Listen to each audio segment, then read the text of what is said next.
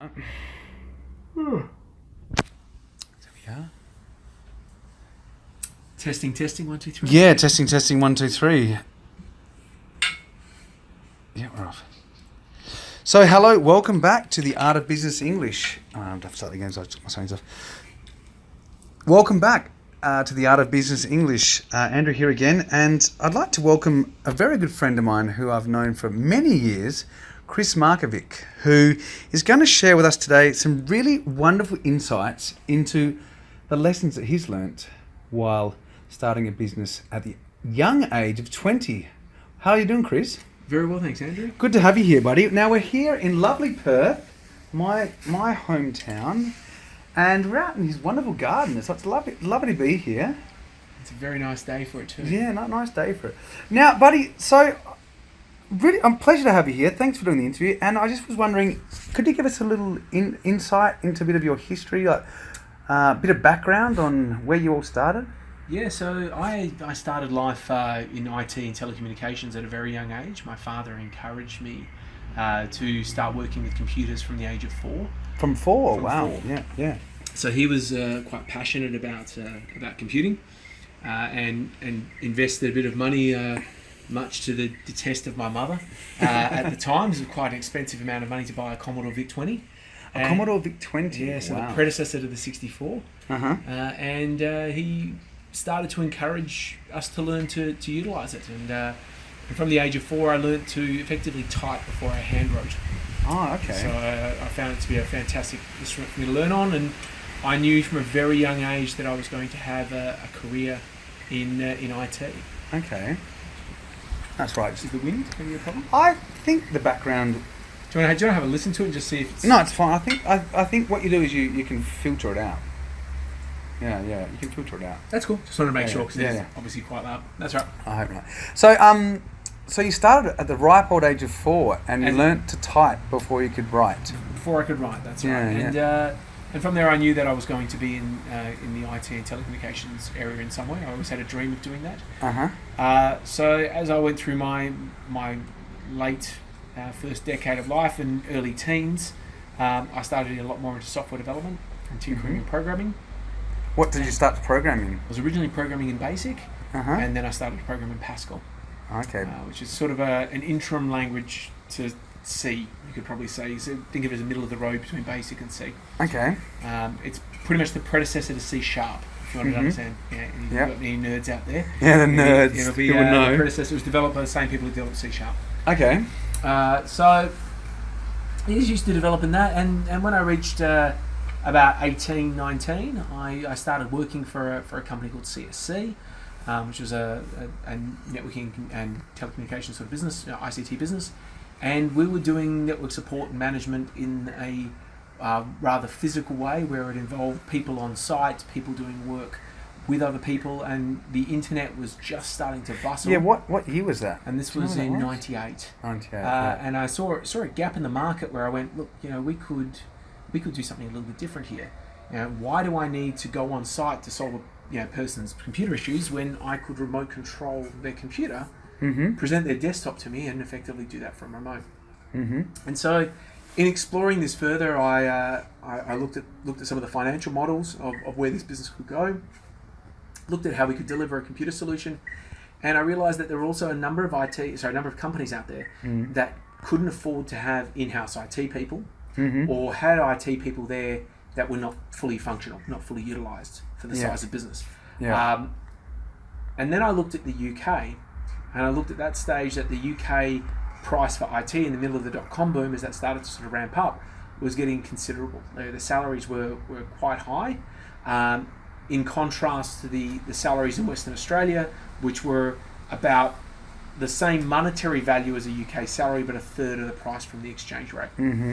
And when I worked out that I could oversubscribe a IT resource 3 times without any risk at all, so I could effectively have one IT resource look after 3 companies, and then sell them at a 3-to-1 ratio in the dollar, it turned out to be a pretty lucrative business that I could sell an IT resource at half the price that it would cost somebody to get somebody in London and still make considerably more on that business based out of Australia. So your original clients were London based. That's right. So we geared the business around doing London IT work, and we wrote the software that actually did that network support. Mm-hmm. And so, how did you actually start the business from the planning stage? Started the business was lofty goals and idealistic values. As a young one. As a young one, I actually just started writing the software stack first. Yeah. So the goal was, first of all, test from a proof of concept, get some local customers on it, prove that it could work, and see if there was some viability in the solution. And I wrote a whole suite for network administration, and I designed it in such a way that it was meant to be scalable, easy to utilize, easy to deploy, and cost effective for us to run our business on. That was quite forward thinking at the time. It was really innovative. So the whole concept of this managed services IT didn't really become standard vernacular and a standard business offering until around 2006. So I was on Jump on the Market nearly 7 years when I'd started this process. Yeah. Had I had a bit more age and wisdom, the most important thing probably would have been to start selling the software to other IT companies. Instead, I used it for my business, which was unfortunately a very poor thing in some regard, because developing the software and keeping the software up to date while supporting an IT business, you were compromising in both areas effectively. Okay. Which was one of the early failings, you could say, of the business, was that split direction and split focus of business. Yeah. But the business started to take off quite well. We were starting to deliver our services under a fixed contract. So we knew what our business was going to make 12 months in advance, which was a fantastic surety for how the business was going to run from a stable perspective. Yeah. And then the .com collapse occurred. And that was the first major roadblock we had in the business. So we just started to ramp up. We had this market segment that we thought was going to take off.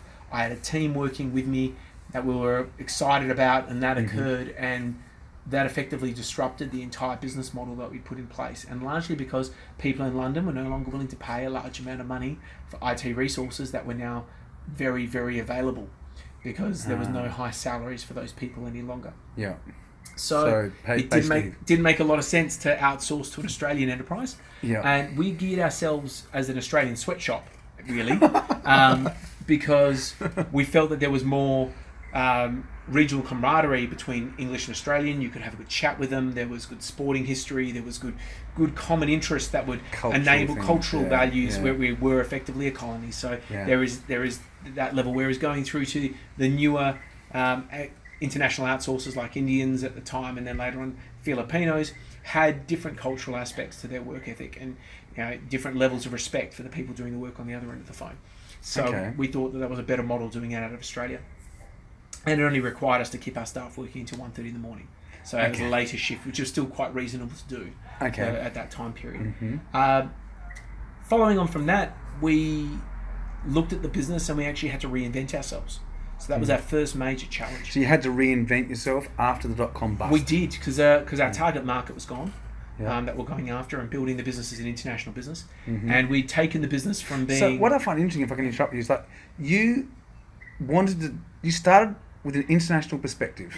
Yeah, so that was exactly right. So the business originally started... 20. That's right. The business started its name as Remote Network Administration Services when I first launched as a business, and it was incorporated as RNAS International, Proprietary Limited. So it was an international business, is what we geared it for. So you had the vision straight away for international markets. I saw that there was greater flexibility and greater value prospects in the business by doing work on an international basis. And I thought it was exciting, and it would mean that I have at that young age would travel, get to do a little bit more. So it had some good viability for future options. With the change, I went, well, look, it came down to necessity now. It came down to, where am I going to find money to keep the business alive, and where are we going to adapt to maintain relevance? So we started to look at what are the types of businesses in Australia, specifically that were more closer to home, that had similar problems to international markets, that had high cost of labour, low availability of resources, and were willing to pay. And we went. Important. That's the most important. And we came up with resources. So mining, oil and gas were the real businesses we thought they've got a good option there. They can spend money. Their value is there. So we expanded into those areas, and we built the business quite well. We had to expand quite quickly Were there challenges with that expansion? Massive challenges. So Yeah. probably one of the biggest ones is we've been running for about 5 years with lots of smaller businesses. So you worked with smaller businesses? Yep, at that stage. As clients, you as mean, clients. not partners. So, Okay. so that we have smaller mining exploration businesses, smaller mining operators that were just doing small things, or contractors working for miners. Yep. Was a lot of the initial clients to build pedigree. And we also were building a level of corporate customers that were around the metropolitan area as well, because they were more cost effective to also maintain.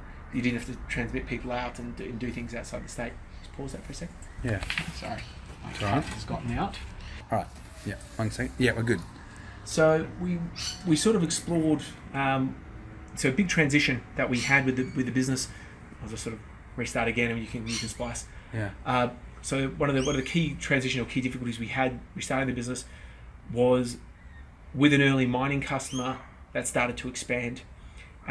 We weren't quick enough to expand with them. And that was one of the first things. So this mining company went from being an unlisted explorer worth a couple of $1 million to a major mining enterprise worth close to $500 million in the space of maybe 3 years. Wow, yeah. And Massive. their requirement for expansion and what their level of professionalism required and their level of scale required, we just weren't ready for the rapidness of that.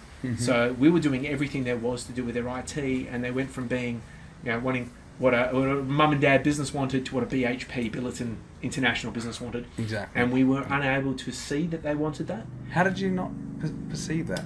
Because we weren't expecting the transition to work that quickly, and also as a young business, we weren't exposed to that level of corporate requirement at that scale. What we'd grown up with in terms of business capability and business experience was rather limited. My personal background is small business family. Yeah. So we come from retail businesses, which we've all owned our own businesses, we've all worked in business, but we've never been in that high-end corporate entity perspective, bar when I worked at CSC, which was a very rudimentary component, only a couple of years that I was there. Okay. So I never really got to experience the high-level requirements of corporate IT running at that level at that age. And I guess as well at the time, I mean, Western Australia's mining just suddenly boomed. This was Yeah. the real early part of that. So Yeah. this was 2003, 2004 Yeah.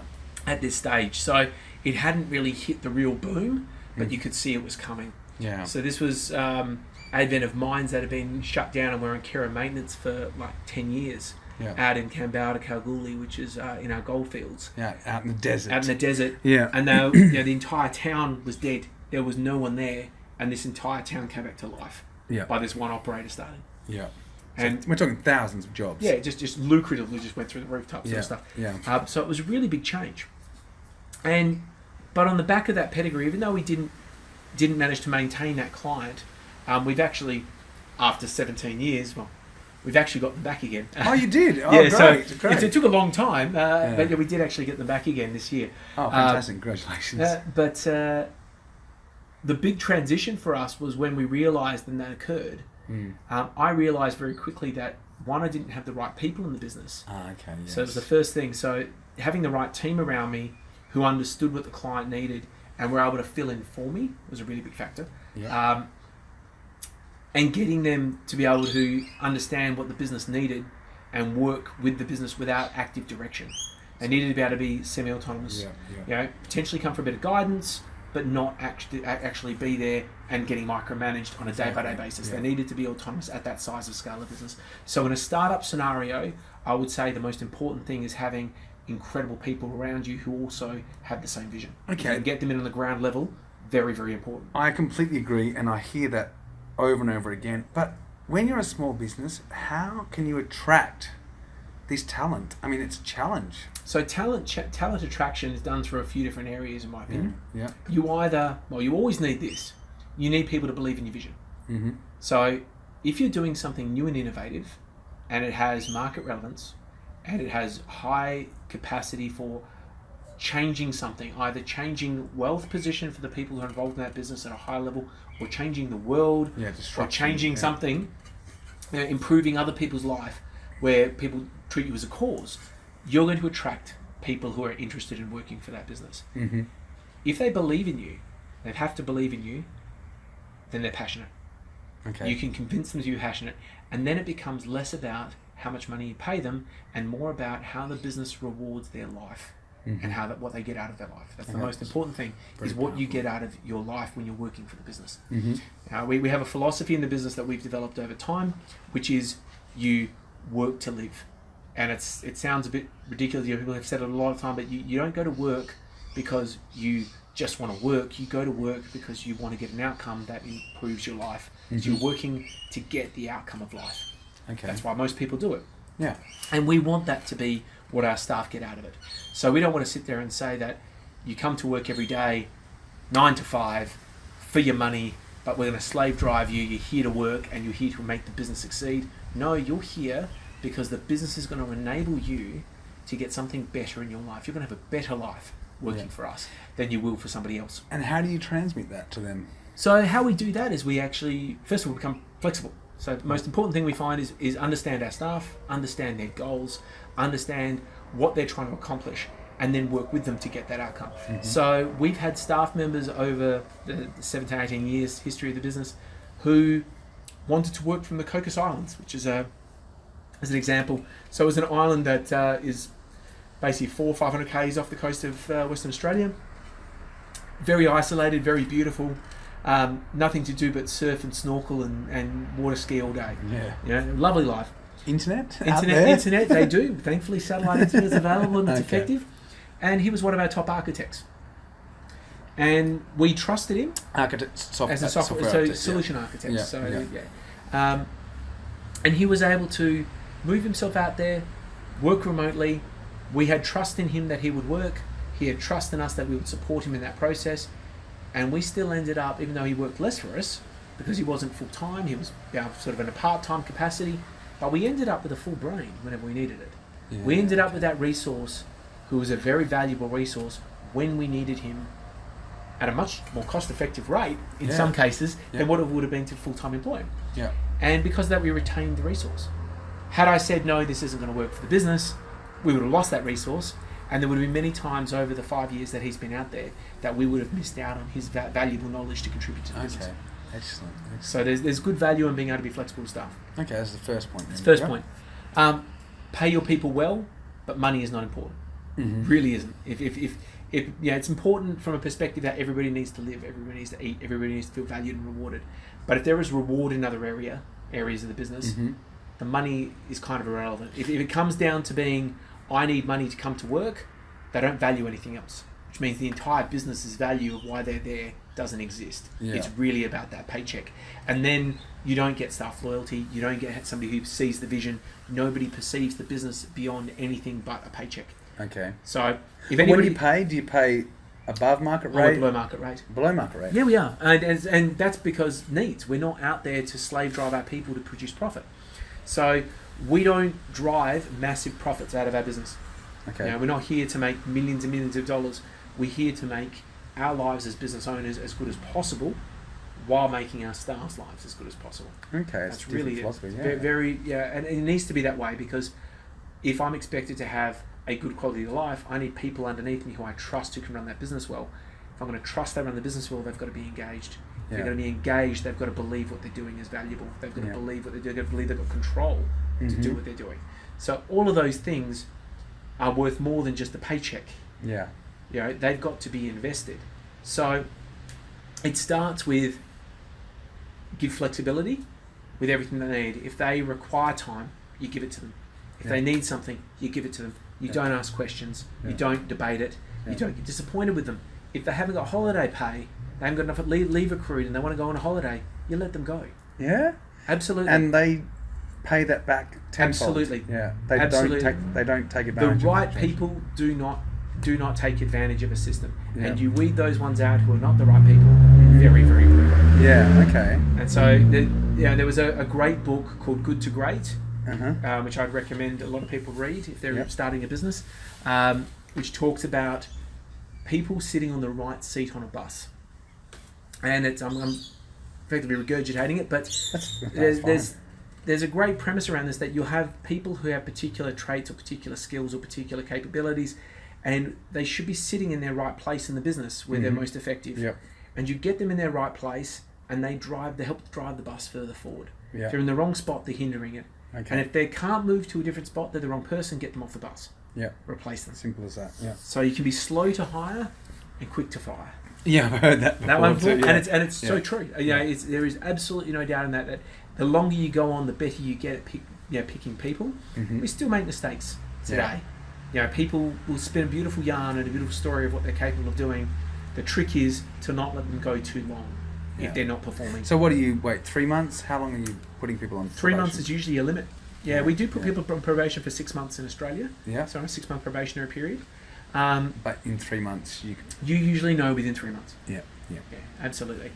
And it's one of those things that we still fall into the trap of letting people go on longer than they should, because it is a business cost to replace a staff member. Yeah. It's time invested where the directors are doing something else except the business they're working on. Yeah. And somebody who may be performing at 70% versus 90% is still performing 70% good job. Yeah. So sometimes you let them go. And in Australia, we give people the We benefit do. of the doubt. Yeah, we try and give people the benefit of the doubt, I think. Absolutely. And I think that's also very important. Mm. And look, taking other people's problems on board in the business, I think, is very important. Being empathetic to your staff. Yeah, definitely. Is one of those things. It's very easy to be cold, and I think that if we wanted to compete with the big businesses like the ones that I have worked with and people we've done some contracting with, it's very easy to pay high salaries and to have that staff member be a number and expect them to work very hard and deliver very well and to do everything perfectly. And if they don't have a job. And that's, you rotate that person out and get somebody else in. Mm-hmm. Yeah. And that's definitely how the big businesses work in the world. Yeah. But there is a lot to be gained on getting people on board who you pay well. So they're not paid, when I say they're paid below market rate, I'll probably preface that. They're paid below what they could make. Okay, now is probably a bit better to describe. So they could get a higher pay packet at the bigger end of town, without a doubt. Yeah. There are definitely smaller businesses out there who would pay less for the same resource than we would. So we don't pay badly in the state in that sense, but we don't pay beyond our means to be able to get a good outcome out of them. So we give them enough that they are comfortable in living, and then we give them so much more in how we give flexibility and freedom and time and encouragement and capacity to choose where they go in the business. Yeah. One of the things we found that's worked really well is to be able to let people put themselves into a position which doesn't promote them to a level of incompetence. And that's a really interesting statement. Yeah, it's an interesting statement. Yeah, I find. Elaborate on that, yeah. So I'll elaborate. So what happens in traditional business, in hierarchy, is payment is incrementally based on position. Mm. So you start off as, in the IT industry, help desk. You go to an engineer. You go to a senior engineer. You go to a manager. You go to a supervisor manager. You go to a director. You move up that chain. And that's how you get financial rewards based on your responsibility for people. Mm-hmm. Yep. Now, what if you are the best engineer in help desk there has ever been? You are phenomenal in help desk. I mean, you do the work of 10 guys. Yeah. You would never move outside of help desk, because if you became an engineer or a manager, you'd be abysmal. Yeah. You'd be the worst manager. You can't manage a person. Yeah, you can't manage people. Yeah, But exactly. how do you get that personal gratification to get better pay packet? Exactly, yeah. But yet your skill set you're developing in this area and focus is with use. You don't want to be promoted, because promotion leads you to an area where you become incompetent. You'll fail in promotion and you become pigeonholed and siloed. And this is what happens in government. Yeah. Government employees move up the ranks to the point that they no longer function, and they stay there and they get shifted. Yeah. And they never move, and you get ineffective people in positions because of this promotion to level of incompetence.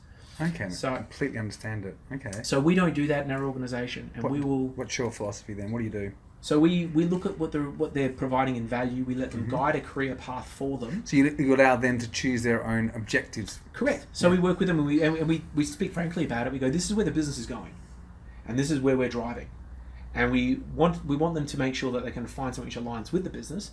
If they can't find something that works with the business, then we explore, is their perspective going to provide value if we extend something out in that area?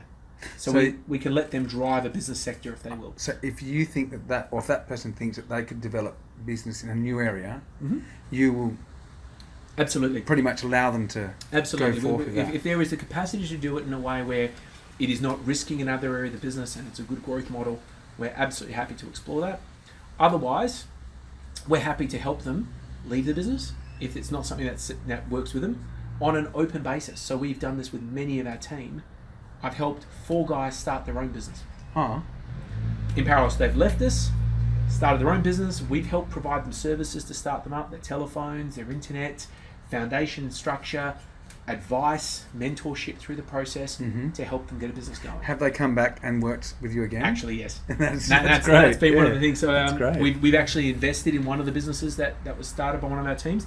And it's gone well? Yeah, we own 50% of the business now. Oh, fantastic. It's a software development arm. Yeah. And it's been a fantastic area of the business to have as part of it. That's really very interesting and quite powerful. I mean, I'm not sure you would hear many people doing that on a daily basis. I mean, that's quite forward thinking.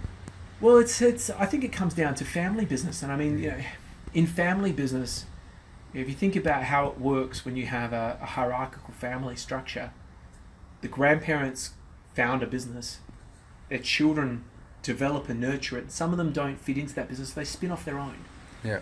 And as businesses go on, generation by generation, the family support each other's businesses, and they help each other through the business. You'll give money to your own family. I've done the same thing with my corporate entity. Okay. And that's what I've tried to do. So your employees are your family. That's exactly the respect level I want from that. So you want there to be as close to a flat hierarchical structure as you can get in respect. Okay. That you can be frank and open with everybody in the business, and the same in return. Because, and I'll speak frankly, that when there's no bullshit about being covered between things, you get to the truth of the matter. You don't waste time. Yep. You don't have surprises. Yeah. And unexpected surprises in business are what cause a business to have problems. Exactly. So you don't want people to spontaneously leave. You want controlled exits if they want to exit. You want, if people are happy with the business, but you're not happy with them, that you can guide them to where they actually want to be. Otherwise, you tell them straight, it's not going to work. Let's try and make this, make a better outcome. And you don't want people just poisoning the environment. No. Yeah, exactly. Oh, you always talk about bad apples. I talk about bad staff members who are not happy being in the business are like cancer. Yeah. And they will negatively impact the remaining staff members by repetition. I mean, they say that you say a lie long enough, it becomes the truth. Exactly. And that's exactly the same in business. Exactly. And I think also, like, you, just by changing someone or changing their position, the energy, the dynamics of the whole situation changes, and it brings new opportunities. Absolutely. I mean, someone could be the same person, or someone doing the same job, different person, but the same skill set, but just bringing a new person to that position creates another world of opportunities. Absolutely. Yeah, it's interesting. People just create their own energy in a position. Just stop for a second. Yeah. Sorry, I just need a break for 2 seconds. Yeah, no, it's do it. So, just to recap then, so you've set the business up, you went out to the UK, .com boom bust, then you decided to go back to your roots, local, started to break into the West Australian mining sector, which was another boom, which was nice timing.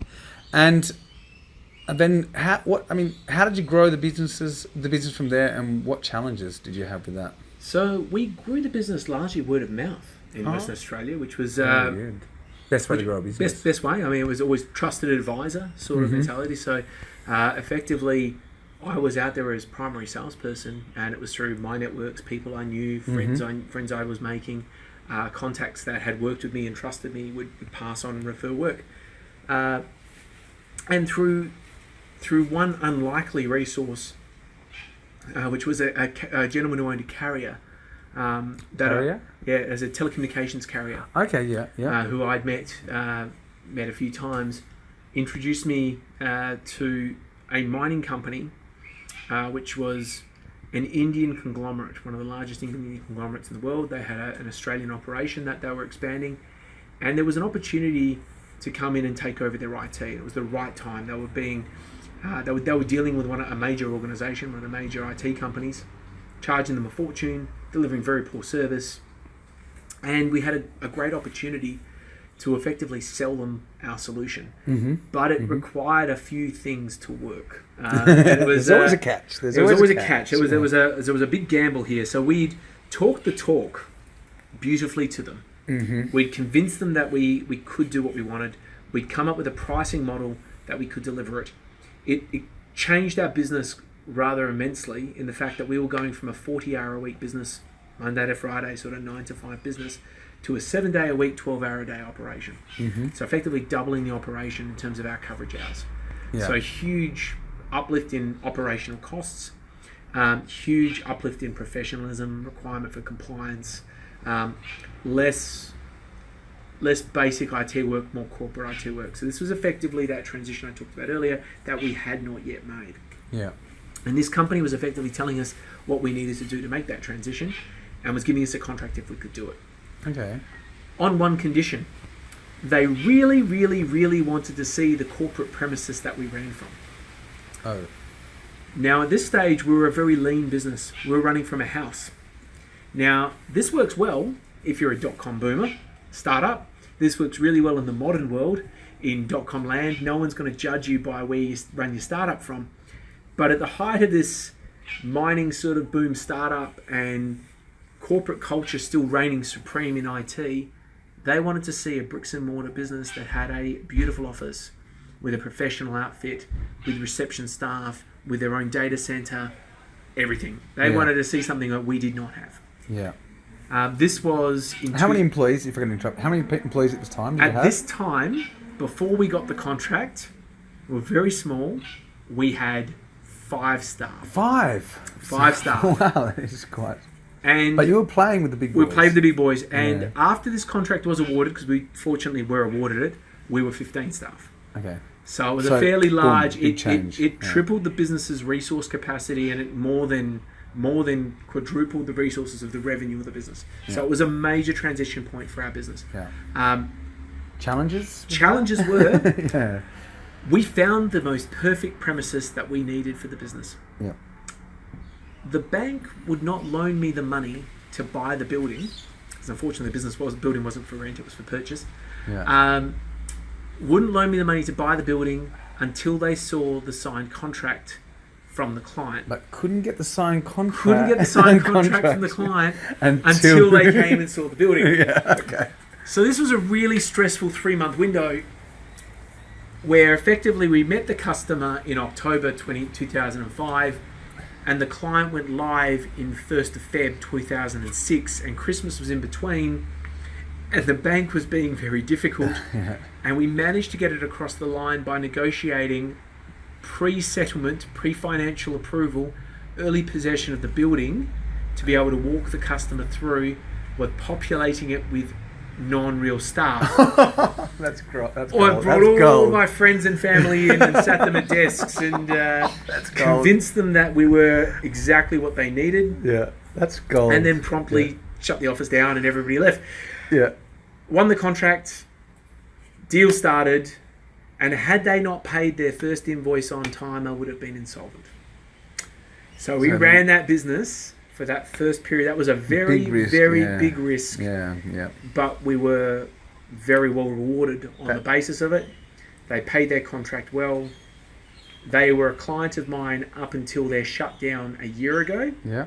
And we have subsequently started doing work with their new owners, which have taken over from them. So that's very entrepreneurial, taking big risks. Big risks. And as far as I always deemed it, a risk is something that you can walk away from personally. So you've got to be able to look at the difference between a risk and a gamble as being a business risk is something you're not going to lose your home. You're not going to lose your life out of it. You're still alive and everything's working well. Yeah. A gamble, you've got nothing left. That's it. You're ruined. You know, it's go directly to jail. Do not pass go. Do not pass go. Do not collect $200. Yeah. Okay. So good. So that was your big transformation moment. Yeah, that's when you went into another league. That's right. And on the back of a big risk. It was. And I was very fortunate that about 2 years prior, one of the most important things that I've come to realize in business is having a fantastic business partner. Mm-hmm. And I would say that anybody who runs in business by themselves, 100% by themselves, with just a team of staff underneath them, is amazing. Yeah. Because to not have somebody to be able to bounce off the pain points, the troubles, the good times, the bad, and really, test yourself that you're doing the right thing in business who's actually along and invested for the ride is incredibly challenging. Okay. I think that would be a very difficult thing not to have. So I was incredibly fortunate that I found somebody to bring into the business. Good question. How do you find someone to bring into the business? Well, I did what everybody said you should never do, which is don't hire friends or family. Yeah. And I hired one of my best friends. Okay. And I was quite fortunate that this best friend practically was family. So my parents and his parents grew up together, known each other their entire life, went to school together. They got married around the same times. When we were both born as children, we grew up together. So we joke and say that we are basically brothers from another mother, as close as you could possibly get. That rhymes too. It does. Yeah. The reality is we have a core value judgment between each other that is untouchable. So our friendship is the most important thing. We'd rather walk away from the business and lose what we have than ruin the friendship. And we started with the business on that precept, and we've kept that through the game. So Josh actually joined the business in 2004 after I had it for a few years. Yep. And it was the right time. What did he bring to the business in terms of So skill he set? brought in a operational level skill set. Sales and operational is where he was due to come into. So I'm technical in background. He was more operational and sales. I think you're good at sales, though, Chris. Look, I can certainly sell, and there's no doubt there. But corporate culture, Okay. the values that we've built in there, have not just come from me. They've come from somebody who's tested what I've said and made certain that I'm not going too far in one area, and you've brought it back. Josh was more left wing in the business. He was more socialist in how the business should run. Okay. He was the one who drove a lot of the value propositions that I talked about earlier about work to live. Yeah. That the business is not just here to make money. Yeah, empathy that with empathy staff. with staff. Yeah. Those messages resonated and were formed through his influence. Okay, that's great. So And- there is a place for socialism in a capitalist world. Absolutely, I believe Yeah. that a business is truly a benevolent dictatorship Yeah. if it works well. No, Okay. truly it is. Yeah. Because there's a hierarchy of power, but it cannot survive without a functioning team. Yeah. It is truly it requires that to work. If you look at any other structure out there, it ceases to be something which benefits everybody, and eventually, as long as you've got high turnover of staff, you'll survive. Yeah. But when you lose good turnover of staff, you lose good brains, you can't get them, your business will collapse. Yeah, okay. Very good. Very insightful. Okay, so you brought Josh into the business and how explain that transformation there as well. So that was a fantastic transformation for me, in that I finally had somebody who was invested and who understood the pain points that we're going through and was involved with the day-to-day struggles, and could see things from a different angle. Yeah. And so from that perspective, I put him in charge as the managing director of the business. So he sat involved in all staff-related, employment-related, operational and business front of house. And I moved into the technical direction, which was what we're selling, how we're selling it, how we're delivering it, Yeah. looking at the nuts and bolts of the business. Okay. So we divided those roles up, but we both understand each other's business relatively well. Yeah. And how did he go about implementing this cultural change or the socialistic change, I guess you could say? Well, we're not equal in partnership in terms of shareholding, but we're equal in votes as far as we deem it. Okay. So we don't look at our shareholding as being a level of influence. Yeah, not representative of your influence. Absolutely. And the moment I ever have to use shareholding as a method of getting my point of view across, Yeah. it's over. Yeah, You've lost that. But if I can't, if he can't hear my point of view and doesn't agree with me, then I'm likely wrong. Okay. Possibly. You know? Okay. Yeah. Or 'cause we should be able to get to some point where he goes, I can see where you're coming from. I might just not agree, Okay. and that's fine. Have you had those challenges? Have you had those? We've certainly had discussions Have you which come have head ended to heated. head? Absolutely, Yeah. but it's never touched our core. That's Yeah. the thing. We could be yelling at each other, but it never disrupts the fact that we'll give each other a hug at the end of it and go, Yeah. we're both doing this for the same reason. We both want a right outcome. Yeah. We're both trying to get a good goal. It's not, I need more money from you. Yeah. Or You know, I want to I'm- win. I wanna win I'm over you. better. I'm stronger. There's no ego in it. It's Yeah. about outcomes for the common good. Yeah. Okay. And that's worked very well. Yeah. So that I would say was a fantastic thing to have in the business in those years, and that transitioned the business to where strategically we could do different things. Okay. Josh was always, How did that change? Yeah. Josh was always more of the more reasoned, wanted to see justification, was almost holding the brakes of the business a little bit more. And I was, look at this great idea over here, look at this great idea over here, we could make so much money if we did this. So, like me, I'm like yep. yeah. And I think that's what business actually needs. You need two people in that business. One who is looking at the negatives of a situation and giving a dose of cold, hard reality of any of the cool ideas that the other person thinks are awesome. Awesome, that's me. Yep. Luckily, I have a great partner. Because if either one of you were in business independently, Josh in that position would never amount to anything in business. Yeah. He would have a very controlled, conservative company. Yeah. And I would likely be out of business in a crescendo of flames repeatedly over and over and over again. So you need that balance, I think, to end up with a good business. I'm lucky. I have the same. I've got a partner who reins me in and gives me a dose of reality when necessary. But you need someone who drives the innovation and the ideas and I mean, you're not going to accept every single idea that they come up with, but if you will accept the good ones, and maybe they're the next big thing. At the end of the day, like they say, you only need 1% of good ideas to come up and be worth millions of dollars, and then that's all you need. That's exactly Just do it repeatedly until you get a good one. So moving on from there, that opened us up to doing some really interesting stuff. For the first time, we looked at how we adapt the business and to interesting markets. So I saw a few things happen in the market well in advance of when they were happening.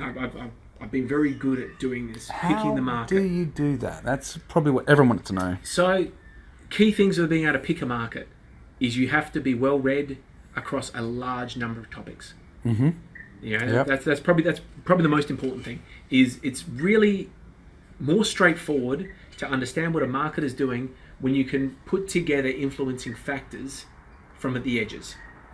So if you've got a skill set in computer science and you've got a skill set in medicine and you've got a skill set in engineering, it's going to be really easy to understand how you could solve a medical problem with computer science and a mechanical device to get the data out and to build something around it, just in your own head, without needing a team, as an example. Okay. So extending your knowledge base out into multiple areas helps you see changes before they happen, helps you identify it. Even if you're not able to capitalize on them, you can at least be aware that that might be something that's likely going to happen. And you can see the writing on the wall before it becomes mainstream.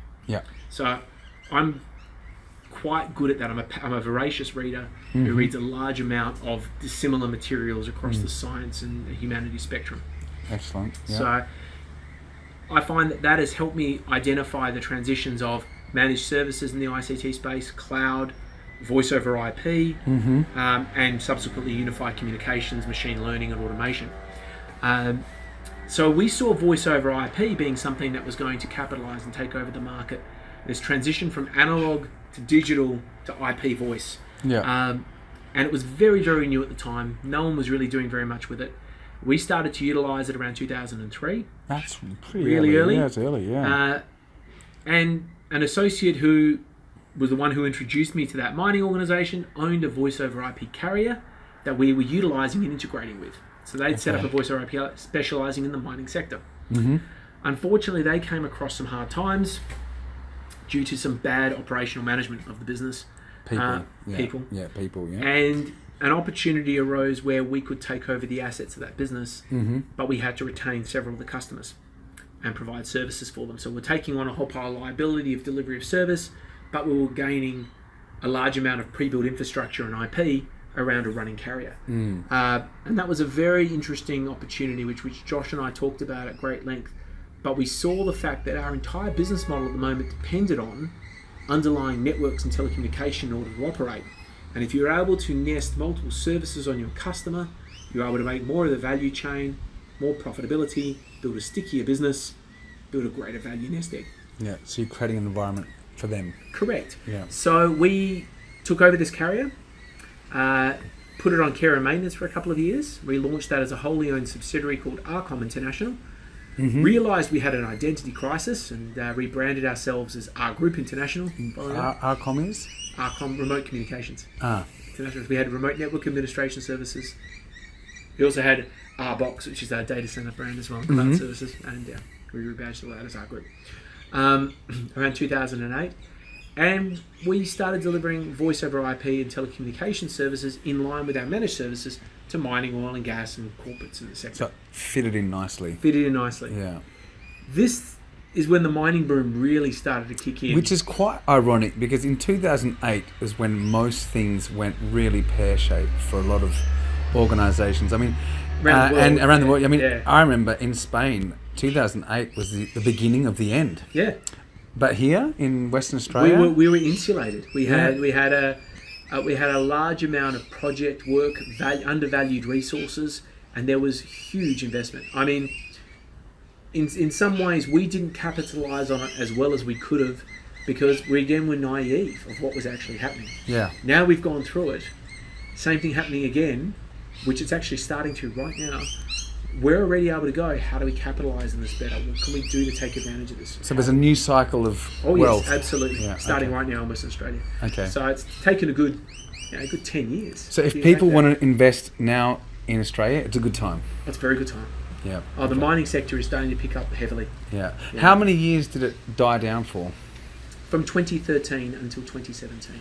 So you had 3-4 years of bad times. 4 years of bad times Yeah, in yeah. there, where it was, Yeah. where it went from it's still looking like everything's good to it crashed and burned, and it slowly built its way back. Okay. So how did you deal with the challenges of the mining boom crash and burn? Well, so that was again another one. We'd grown the business. We grew with our customers, so we let our clients lead us, which, in hindsight, good and bad, probably wouldn't have been here had we not let them do it. But it did, unfortunately, divert our focus a little bit. We weren't focused in our business about what we were doing and what we were doing Yeah, for you our were customers. following a bit. And we started to deliver more and more products, more spread area, which required more diverse skill sets, became more difficult to manage. And we started to get into more, as we would term it, lumpy business, non-recurring revenue business. Yeah. So where Yeah. it's project-based, you Yeah. tender, you award, you win. It could be lucrative, it could be detrimental. Yeah. That sort of business. If it goes well, it's good. If it doesn't, it's terrible. Yeah, and you're locked in. You're Exactly. locked So in. so Yeah. we started to get into this area. So how that sort of worked about is we were looking after mining operations, so doing works with their office computer systems, their corporate computer environments, their voice and telephones.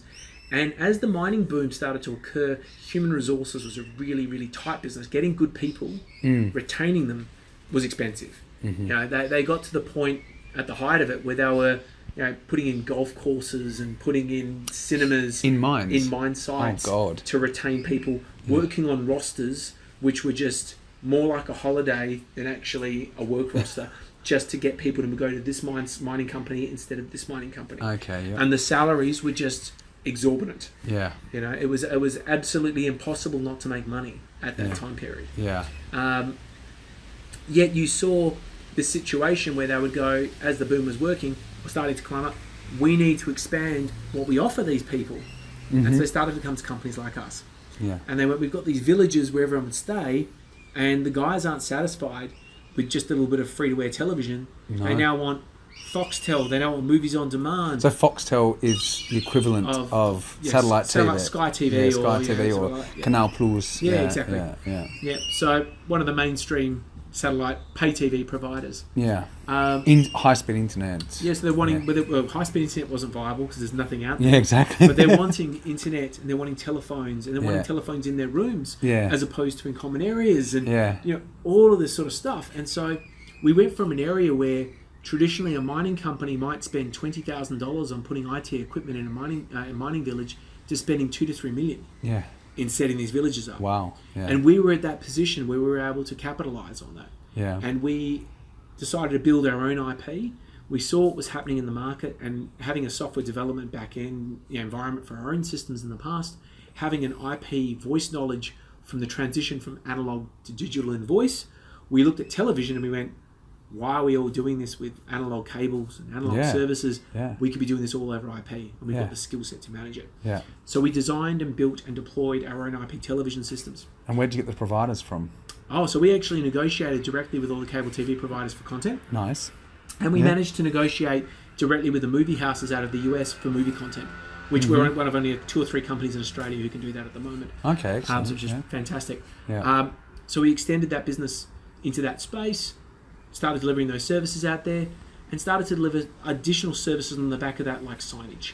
So doing digital signage, broadcast television around the sites, around the mining operations as well, using the same technology platform that we used in those villages. This saved us when the mining collapse occurred. So when that happened, how did that occur? and we started to see mining projects that we were tendering for effectively cease to operate, we had a really big team from our perspective. So we'd gone from those early days of being 15 guys, 15, we were nearly 70 staff at this stage. And we had a team of 20 guys sitting around effectively not delivering because projects which were due to begin were just being delayed month by month by month by month for approvals to go ahead, which weren't coming because the mining boom had actually collapsed and people weren't sure. Yeah. So they were holding off, going, maybe it's still going to happen, maybe it's going to come back, the purchase order will come through, and we were one of those. Yeah. And we burnt just way too much money. Yeah. And so we had no choice but to rapidly turn the ship, as we would call it, so to not sail too close to the wind. And unfortunately let a large number of staff go, which is incredibly expensive to do. Yes, but it's how essential. You survive. Yeah. And we nearly collapsed the business in the process. Yeah. But fortunately on the back of that we didn't. And we had all this IP and this pedigree and this capacity to do large projects. And we managed to win a couple of government projects which were happening around the end of that mining boom era, which is really 2011, 2012, 2013, which were for stadiums and for a large number of commercial betting organisations. So about 300 betting agencies. Hospitals? Or... No, so more like there's a government-run horse racing and gambling. Betting. Betting. No, I think you said bedding. Sorry, betting. betting. Yeah, betting. Okay, yeah. And they both had requirements for digital signage and telecommunications work and things of that nature. So you adapted and you So we adapted our transformed product from being a mining-centric one into a commercial-centric one. Yeah. And based on the capacity to deliver large mining projects, we were able to demonstrate that we could deliver something to them. Yeah, so you had the background, being a nimble business, also was slightly desperate. We were able to... Desperate, nimble, and also being able to adapt the product with them in a cost-effective way, which saved the business. Okay. And on the back of that, relaunch again into newer areas. Excellent. So it's just a constant adaptation, transformation, reinventing the business. Absolutely. And we saw as well, at the end of this, Josh and I sat down, so this is now 2013, we sat down and we said we never wanted to be beholden to a human resources challenge again. Okay. And so we made a commitment that we were going to build the business for profit, and we're going to build the business for not being restricted by lumpy project-based work. Yeah. So the transition to that has been something we've been working on for the last 4 years. And we've done that in the voice arena and effectively transitioned our voice platforms into more modern unified communication platforms and built a pedigree where we have, off our existing experiences in large government and contract clients, built our business into government contracts and corporate clients where we're doing telecommunication services which scale on a unitized basis without requiring incremental increases in human resources in our business in order to support. So we can still retain a very functional, stable, well-rewarded, well-regarded team. Those same values can exist, but we can grow the business 3, 4, 5 times without increasing the human capital required. Which means when that happens, we can further reward the team that works with us and further reward the founders and directors in the business at the back end. So it's managing your fixed resource costs, human resource costs. Absolutely. I mean, it's a challenge because you need resources or human resources to grow the business, but it can get a bit hairy when things go south. At the end of the day, everybody in a business needs to get paid. Yeah. And if things aren't going well, that doesn't matter. Yeah, they still need to get paid. So we're going to wrap it up. It's been incredibly insightful, but I'd love for you just to give us your summary on what would be your top advice then for. Well, what have you learnt? What are the main things you've learnt starting a business at 20? So main things I've learnt at starting a business at 20 is, one, you really don't know what you don't know. It's fantastic if you can get a great mentor, a great team of people around you who can help you start a business. I would usually say find somebody who has already got a running business in a complementary or different industry to yourself. Talk with them, ask them what their challenges were, work with them to start your own business. Yep. Because they will provide you with those little differences that you get over time that you couldn't have thought you were going to come up with until you actually saw them, and it'll save you a huge amount of time. Yeah. Make sure you build a brilliant team of staff around you that you can trust, that understand your vision, understand what you're trying to accomplish, and are aligned. Those two are absolutely essential. And the last one I would say is do not be afraid to adapt the business. One of the things that we are very both fortunate and at the same time cursed with is that IT and telecommunications is one of those industries that is incredibly rapidly changing. You have no choice but to adapt. The products you're selling today are obsolete, not necessarily 18 months later, sometimes 12. So if you've built an entire business around a solution and it's lucrative today, it could be dead tomorrow. So you don't have the same luxury of building a Kodak and having a film business that fails when digital comes out, but it'll happen a lot quicker. And you need to have that foresight. You need to have that foresight, you need to be prepared for it, and you need to be looking for the next business transition 3 years before it happens, because it'll take 3 years to adapt and build profitability. Okay. Well, wow. I'm impressed, blown away. That's incredibly insightful and very, very interesting. So I guess, Chris, where can people get in touch with you if they're interested in your services or products? Perfectly happy if anyone wants to contact me on LinkedIn. So it's Chris Markovic at R Group International. Okay, perfect. Absolutely welcome to have anyone can reach out to me and have a chat with me. Any questions? I'm sure it'd be great if people were out in Spain are interested in investing in Australia or need some services out here. Or vice versa. If there's ever opportunities in Spain, always happy to come over there. Definitely. That's great. It's good. Things are going up in Spain too. So thanks very much, Chris. It's been a pleasure having you on the and thanks again for your time. Thanks for coming out to Australia again, mate. It's cheers. You too, buddy, as always. Cheers. Brilliant. Very, very interesting and very insightful.